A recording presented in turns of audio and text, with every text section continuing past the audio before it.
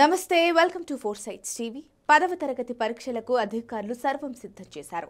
ఖమ్మం జిల్లా వ్యాప్తంగా 16,577 మంది విద్యార్థులు పరీక్షలు రాస్తుండగా 96 పరీక్షా కేంద్రాలను ఏర్పాటు చేశారు.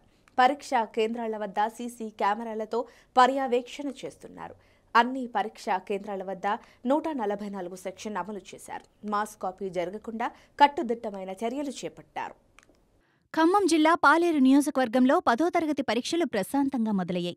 విద్యార్థులకు ఎలాంటి ఇబ్బంది కలగకుండా అధికారులు ఏర్పాట్లు చేశారు. వేసవికాలం కావటంతో పరీక్షా కేంద్రాల వద్ద మంచినీటి సౌకర్యం కల్పించారు. భద్రాద్రి కొత్తగూడెం జిల్లా పినపాక నియోజకవర్గంలోని 5 మండలాల్లో 10వ తరగతి పరీక్షలు ప్రారంభమయ్యాయి.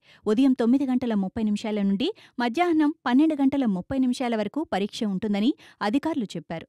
పరీక్షా కేంద్రాల వద్ద పోలీస్ బందోబస్తు ఉంటుందని 144 సెక్షన్ అమల్లో ఉంటుందని అధికారులు అన్నారు.